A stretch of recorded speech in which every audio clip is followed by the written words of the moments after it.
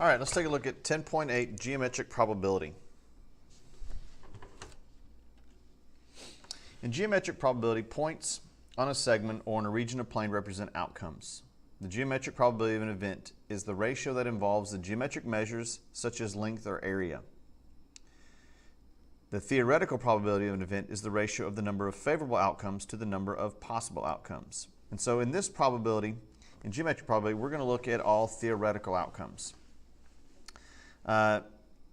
Theoretical versus experimental. In theory, this is what should happen. In experiments, it doesn't always come out the way we think it should happen. So, for instance, if we're going to flip a coin, in theory, in order to get a heads, we should have a 50% chance, 1 out of 2.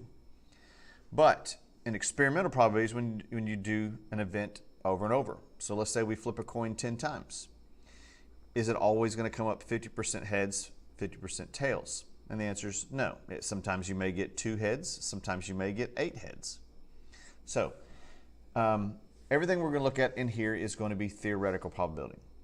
So in theory, this is the way it should work. So the way we write our probability is we put the P stands for probability of the event. So if it was flipping a coin and getting heads, you'd say probability of getting heads. And on the top, the numerator is going to be the number of favorable outcomes. So if it's heads, it's going to be, there's 1 heads. Number of possible outcomes, well, we have heads and tails, so that gives us 2. So if we were rolling a die and we're looking to see, we want to get 4. Well, probability of getting a 4, there's only 1 4 over, and you're going to put number of possible outcomes, there's 6. So if you did probability of an even number, on rolling a die, you'd have 3 even numbers, 2, 4, and 6, out of a possible 6 numbers. So you have a 50% chance. Reduce the fraction, so 1/2. So let's take a look here at probability and length. So point S is on AD, chosen at random. So we're going to say that we have, think of it like a pin the tail on the donkey. Okay, your eyes are closed. You're gonna put a point on this line. You're not going to miss the line. It will be on the line. So this is where in theory works. So we're going to put a point on this line, and it's going to be chosen at random. We don't know which way it's going to be. The probability that S is on BC in the segment BC, the kind of the shaded segment, is the ratio of the length of BC to the length of AD. So we'd say, the way you'd say it would be the probability S on BC, and the probability would be the length of BC over the length of AD, like we have a fraction. And remember, in probability, you always want to have it reduced. Anytime you have fractions, reduce those fractions. All right, so let's take a look at example 1. Using segments to find probability. Point K on ST is chosen at random. What is the probability that K lies on QR? So first thing I want to do is I want to write down my probability. Move that out of the way. We got probability that K is on ST. So now let me go back here. We want to see that K lies on QR. So QR, so we want to know what is the chance that it's going to be on QR. Well, we take the length of QR and we divide it by the entire length of the line, which is going to be ST. So let's find the distance of QR. Now to find the distance, you can do it 2 ways. You can count the number of spaces in between it, or you can take the coordinate of R and subtract the coordinate of Q. So if this is 8, 8 minus 5 gives us 3.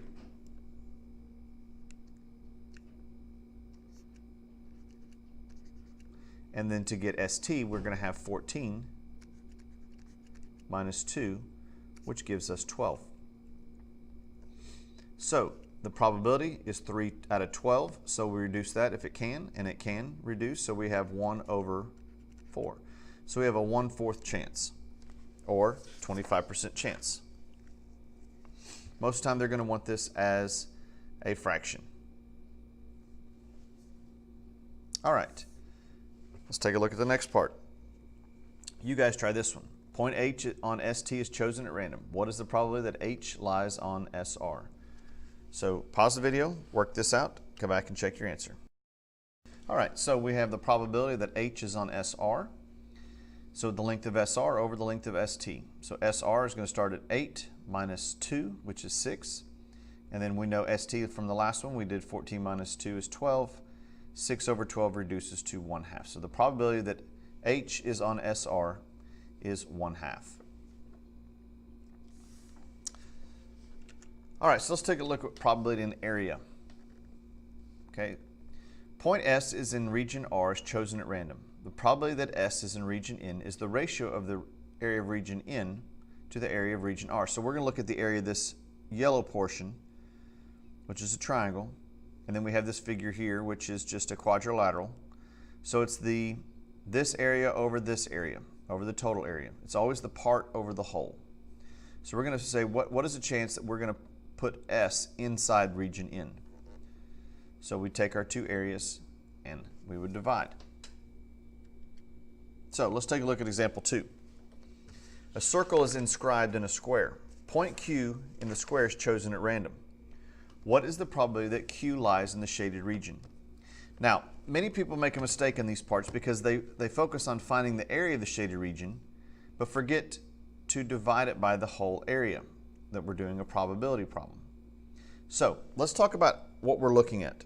How do we find the area of the shaded region? Well, the shaded region, we have a square here and we have a circle that's inside the square. And so it's inscribed. That means that this point right here is a point of what we call a point of tangency. Okay?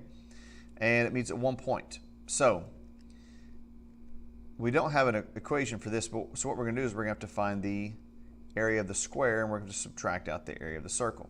So the area of the shaded is going to be found by taking the area of a square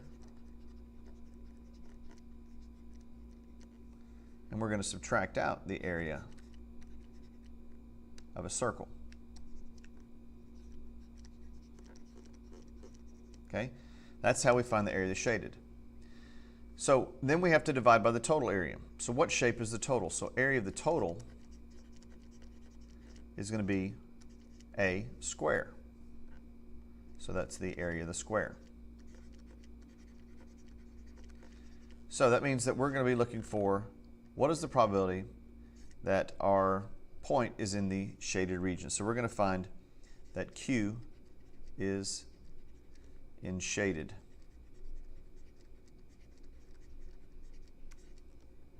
So let's find the area of the shaded first. So we need to find the area of the square. Well, area of a square is going to be sides of 6, so that's going to be 6 squared, which is 36. Now we need to find the area of the circle. So we're going to put this in terms of pi for right now. So area of the circle is going to be, if the diameter across, distance across here is 6, that's the diameter, so that means the radius is 3. So it's going to be pi r squared, which is going to be 3 squared pi, or 9 pi. So to find the area of the shaded, it's going to be 36 minus 9 pi. Now once again, the area of the total, which we found is the area of the square, goes on bottom. And this is going to be the area of the square, which is 36. So now it's a matter of just calculating our areas.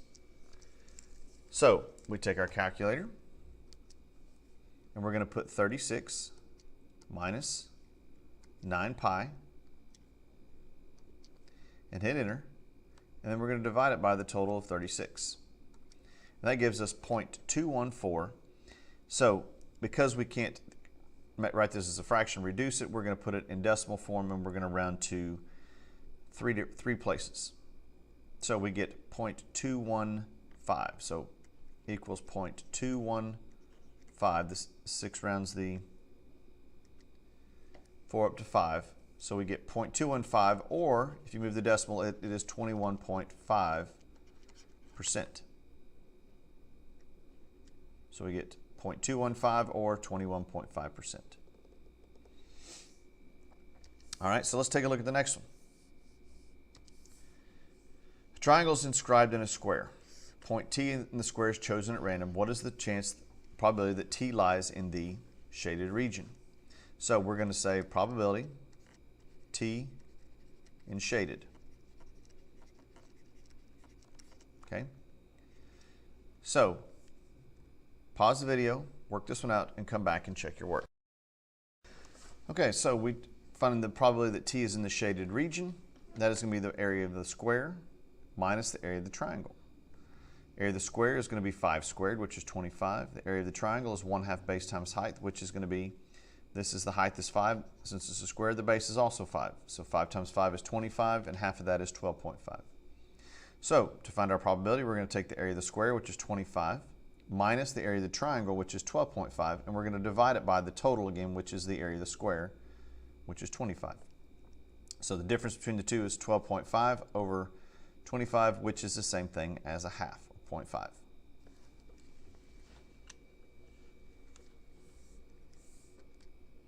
All right, so let's take a look at the last one here. An archery target has 5 colored scoring zones formed by concentric circles. The target's diameter is 122 centimeters. The radius of the yellow zone is 12.2 centimeters. The width of each other zone is also 12.2 centimeters. If an arrow hits a target at random, what is the probability that it hits the red zone? So the red zone is what we'll call the red ring. Okay, so first thing we have to do is we have to identify what is the different areas and what is the area of our target. So let's take a look here and set up our probability. Probability that the arrow lands in the red zone. So arrow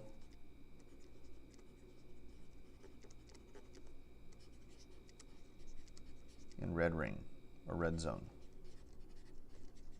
Okay, this is going to be the probability of the red zone over the entire target.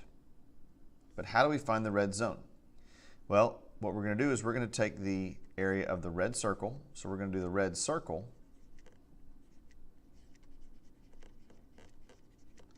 minus, because we have to take out the yellow circle, so we have just the red circle here, or the red ring. So we have the red circle minus the yellow circle.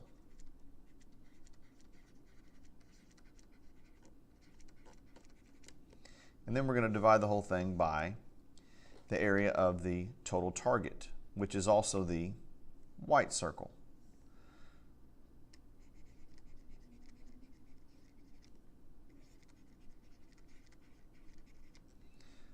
Which is the entire target. So let's look at see how we find that we need to find the area of the red circle, yellow circle, and white circle.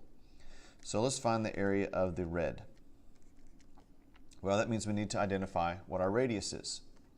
So our radius in our red circle,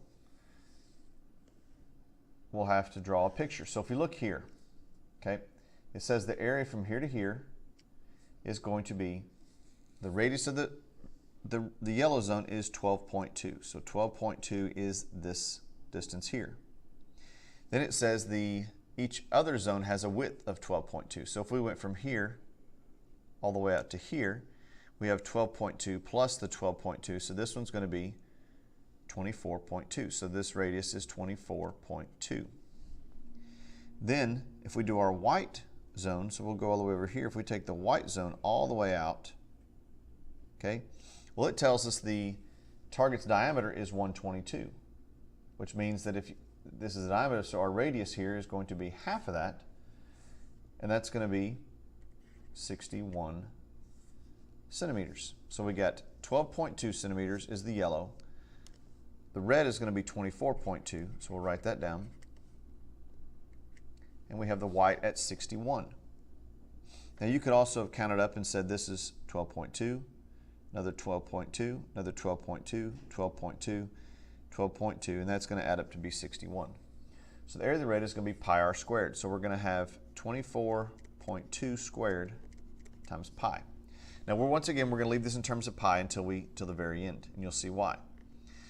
So the area of the red will be 24.2 squared. So we take our calculator, 24.2 squared equals 585.64. So we'll put here 585.64 and it's pi. Okay, so that's the red circle. So in our probability here, we're going to write down 585.64 pi. Now we're going to find the area of the yellow circle. So area of the yellow. So we got to find the radius of the yellow, which we said here is 12.2. So 12.2, which is going to be 12.2 squared times pi. So once again, we go to the calculator, 12.2 squared is 148.84. So 148.84. I'll write that over here. So, and that's pi. Okay, so now we have left to find is the area of the white circle. So the area of the white, first of all, we're going to identify the radius, which we said was 61. So we're going to have 61 squared times pi. So once again, plug it in our calculator. 61 squared is 3,721. So 3,721 is our total area times pi, of course. So these are our three areas. We got 585.64 pi, we got 148.84 pi, and we got 3721 pi. So now it's a matter of subtracting. Now because these both have pi, we can subtract. So we're going to take the 585.64 and we're going to subtract out the 148.84. That gives us 436.8. So we have 436.8 pi all over 3721 pi. Now, they both have pi, so they're one's on the numerator, one's in the denominator, so they cancel. So now all we have left to do is take 436.8 and divide it by 3721. And we'll get this decimal round to three decimal places. So we come over here and put 436.8 divided by 3721. And that gives us 0.1173. So this is going to round to three places, is going to be 0.117. So we have 0.117 probability of landing in the red zone. There's no units here, or you can say this is 11.7%.